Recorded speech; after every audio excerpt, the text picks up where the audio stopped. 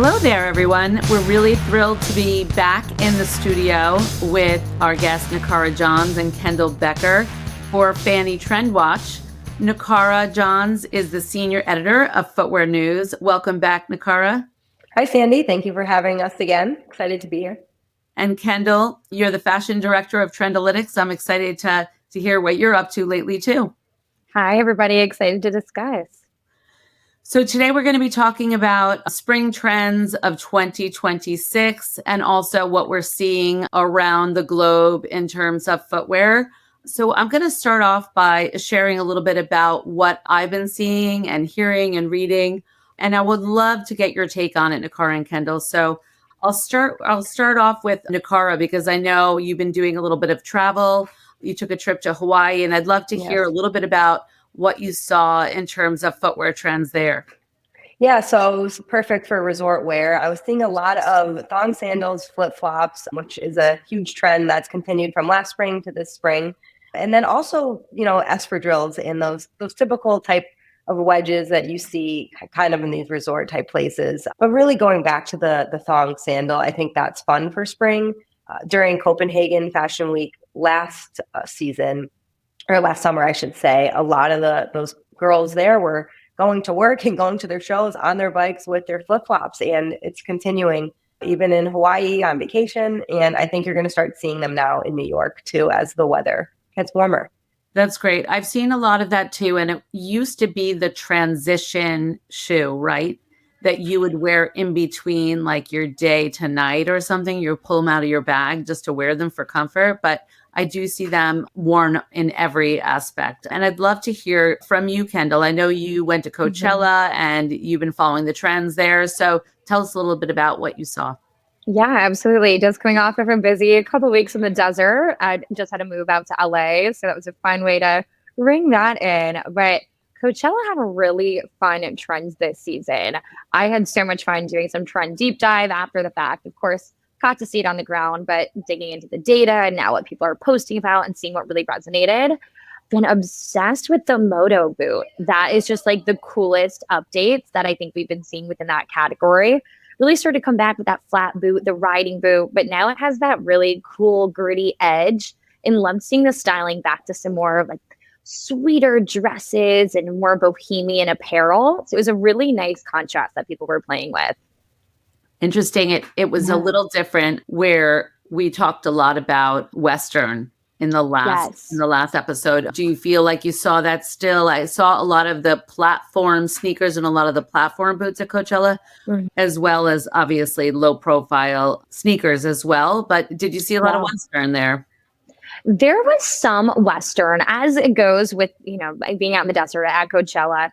But if it was Western, it did have a bit of grip to it. It was like a worn-in leather, or it had a cool buckle. So it was having these updates to the Western boot that still made it feel really fresh. Then platforms in general, even on boots, within sneakers too, we're definitely seeing that come back of ways. Of course, you still want to look great when you're out in the desert or in these terrains, all the way down to muddy Lollapalooza and whatnot. That's going to come at us later this festival season. But looking for that heel in an attainable way, platforms were definitely hanging out strong to kick off festival. Absolutely. All right. So we should get into what the hottest trend of today is in terms of women's trends. Everywhere is the ballet flat, the ballerina sandal, the Mary Jane with the elastic strap or the buckled strap or with the bows. Tell me what that looks like on your side, Nikara. Yeah, so specifically the ballet sneaker is really just hot. It's everywhere on TikTok, on celebrities, street style. So you're seeing it's just the new iteration of the ballet flat. And Louis Vuitton has done a version of it called the sneakerina, which is just literally a ballet flat, or almost like a ballerina shoe. And with the sneaker, the newish brand called Vivea has a more affordable pair. Crocs has one. Adidas and Bad Bunny just came out with a collab called the Ballerina. And I have a stat here that from one of our reporters found that they talked to StockX and they said that sales for sneakers with the term ballerina and ballet has jumped more than 1,000% from February to March. So this is what the consumers are looking for. And I think it's interesting too, because it's while it's still a sneaker, you're still seeing them in like that ballet pink as well. So it's feminine, but also functional too with the sneaker. So I think that's really fun and exciting right now. Yeah, the data on it is unbelievable at the moment. I was just looking through our sneaker data at Trendalytics recently, looking at our top 10 terms within women's sneakers. 4 out of the 10 were all revolving around ballerina sneaker, sneakerina, all of that. So it's really owning consumer search, which is impressive too, because it goes past, just that in the know fashion consumer, but is reaching the masses and holding on really strong. So I think that's fascinating. That's great. I mean, it's really taken over, right? And it's crept into that sneaker land as you just shared, Cara. And I want to talk a lot about what's happening in the sneaker world as well. I have seen just a bunch of different variations of the sneakers. So what's your take on that, Nikara, in terms of like where that's going? Yeah, I think it's kind of steady of what we've been seeing with the low profiles. Every brand has their own version of, I guess, of Samba. We talked about this last time too. But what I think is interesting now, and I think we might get into this a little later, but it's really that personalization. These shoe charms are everywhere. I mean, it was really started off on handbags, which saw a lot of data on TikTok too for handbags, but it's definitely trickled down to sneakers. Miu Miu did this on the runway for spring 25, and Coach recently did this on Well, and they have a kind of like this Soho sneaker, it's called, just this classic white distressed low profile shoe, but they added these charms. So I think we're seeing that more and more to really bring new life and personalization to some of your classics. So I think that's exciting. I don't know, Kendall, you've been seeing that as well. Yeah, I have. I think personalization is so key across all categories. Seeing this within apparel, accessories, even beauty, of ways that people can add their own personal spin on anything is such a huge win. I think we really saw this come to fruition, like looking back a couple years ago when we were looking at more of those like kitschy or whimsical, cheeky, however you want to categorize it, sort of trends, whether it was update on a heel, very Loewe of it all. And I think that that's great and really fun, but it's still a craving for people who that might not fit into their personal style to still want to lean into something that gives a personalization. So really with those like handbag charms or foot charms, even lip gloss and phone charms are all blowing up right now. It started very like cutesy. Here's a cupcake. Here's a little, it's a little character. And now it feels like it's elevating a lot. A lot of like mystic motifs are coming in, or there's like, food that's maybe a little chicer, like it's a martini, things of that nature, that it's just giving us a wider range for everyone to lean into their personal style, but still achieve that look.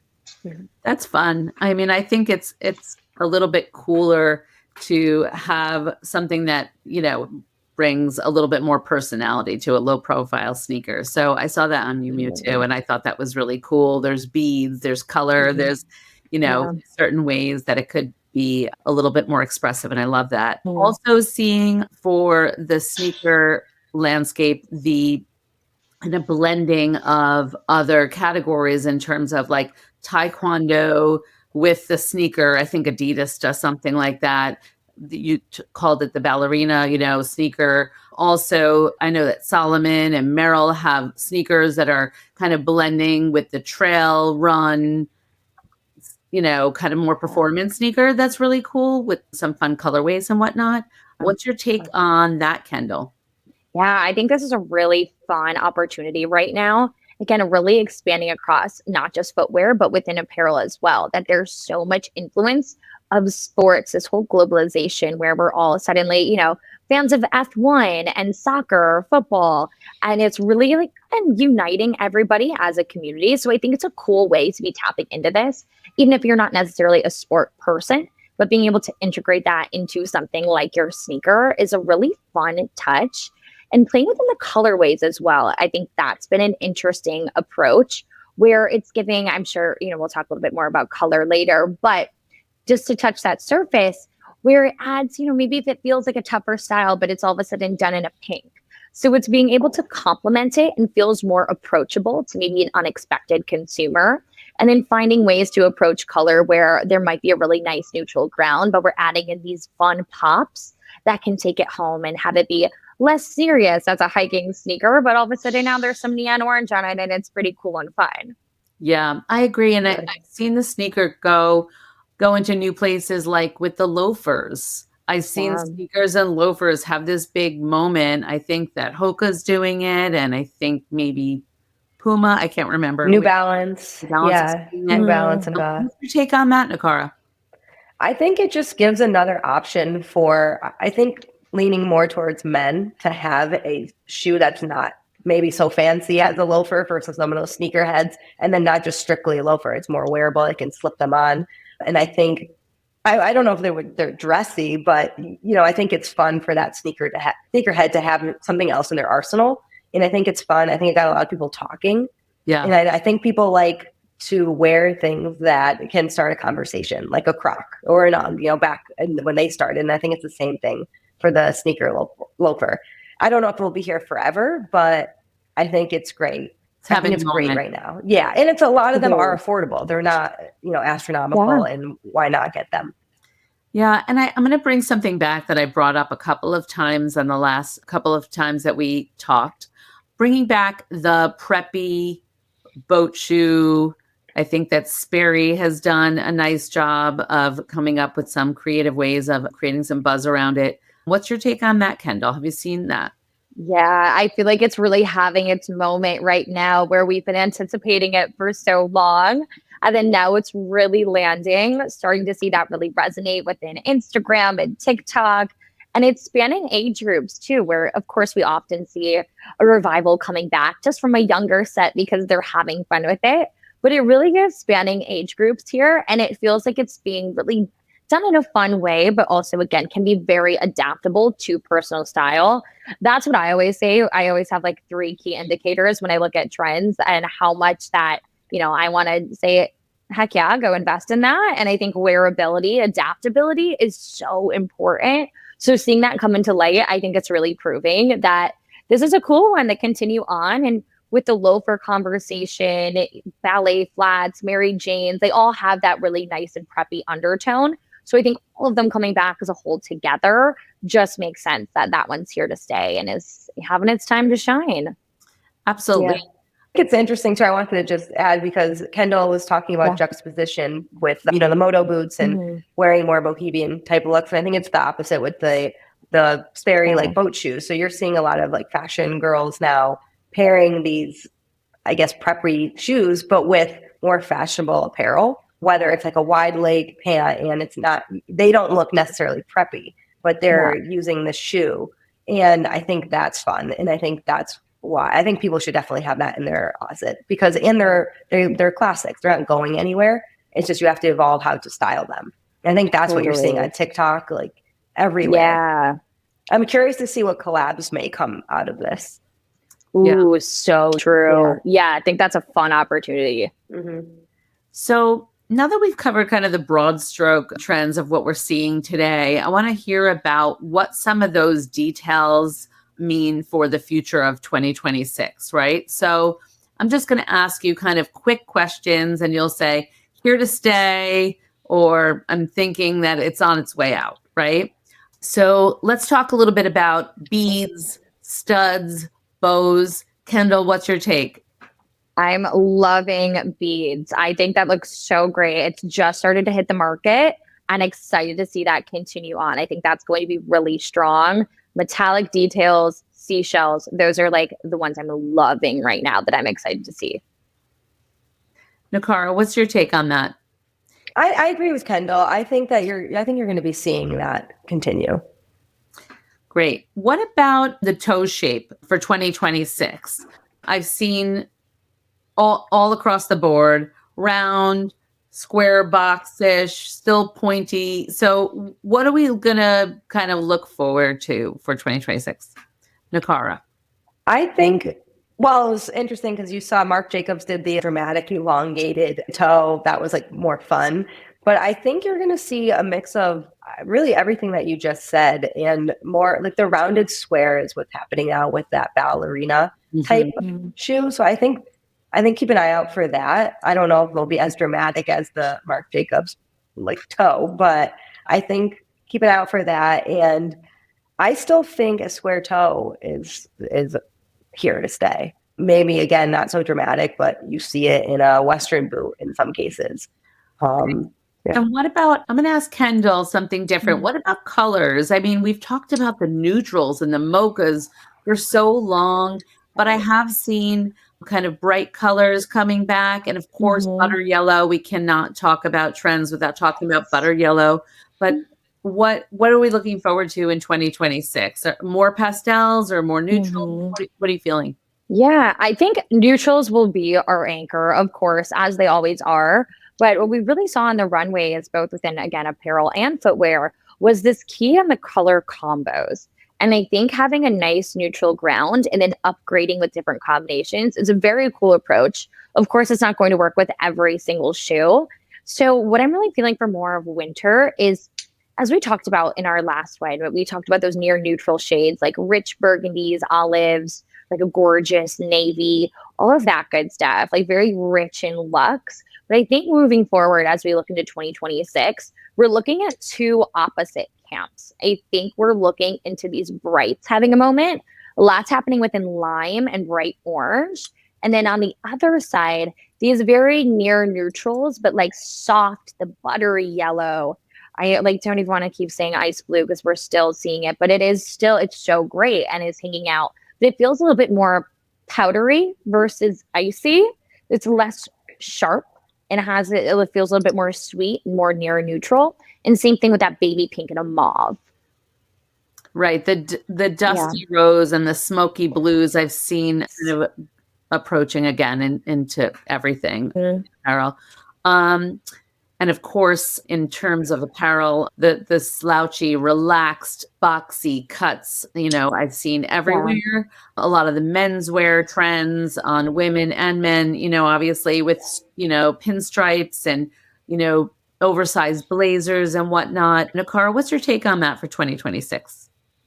Yeah, I'm not exactly the apparel expert, but I do think that I can't stop thinking about, we were talking earlier in the micro shorts and like the biggest like apparel trend right now. And I think festival season's only going to continue.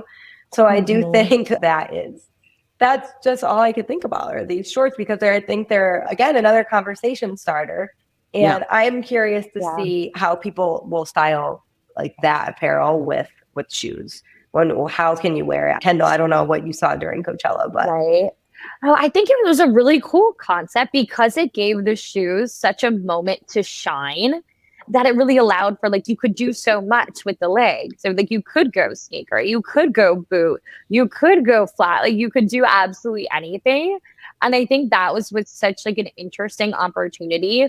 Whereas, I love a relaxed trouser and I think that is here to stay, relaxed fit bottoms, but it is tougher to be able to play with boots in that way. So, I think that's where we're really seeing the ballet flat, the slippers, loafers, all having their time to shine in the low profile sneaker. So then now we're like, oh my God, yay, we get a micro short or micro mini dress, whatever it might be. It's yeah, we can bring those boots out again. And this is exciting. That's great. I have one last question for both of you. And then please share if I missed something that you've been seeing that's really exciting to kind of add to this conversation. But I want to talk about the silver and the gold sneakers, the metallic sneakers. I've seen them everywhere. They're just super hot and exciting. And of course, the animal print sneakers as well. Is that going to continue on, Nikara, for 2026? Or you feel like it's just like a trend that's happening right now and it's going to soon fade? I think metallics always come in and out, right? But I think accent metallics I think that's going to continue on. I know New Balance and Coco Gauff just released a collaboration together for a line, I believe it was for a line of shoes. And there are just hints of gold and silver metallic throughout the whole thing. So I do think that will be here to stay. Maybe you're not going full gold shoe. Maybe it's not full silver. But I think that now is also a core closet staple for women and men too. That's great. So I think it could go either or. Yeah. Kendall? Yeah. I think an accent is so strong and definitely here to stay. Gold was really overpowering at, I think, festival season, what we've seen so far. from Miami Music Week to Stagecoach, gold has been the winner. Whereas looking back at the runways, I feel like it was kind of a head-to-head between gold and silver. And gold really continued to take off of what I'm seeing on a more, out in the wild basis. So I think that'll be interesting to watch it continue on. And who knows, maybe it's going to play more into a bronze, or how can we continue to evolve that? But maybe that warm feeling is something that we're going to continue with. That's great. Have I missed anything, Nikara or Kendall? The only other thing maybe is golf. I think golf is having a bigger moment too. Jimmy Choo had another collaboration for golf. And, we always talk about tennis, but I do think golf is maybe going to come up a little more than we think. So I think that's something to look forward to. Okay. I love that. Is it replacing pickleball? I don't know. Pickleball, I don't know if it's going anywhere. But that conversation on fashion and shoes, though, has seemed to slow down on pickleball. And it seems to be gearing back over to golf. Okay. Interesting. Yeah.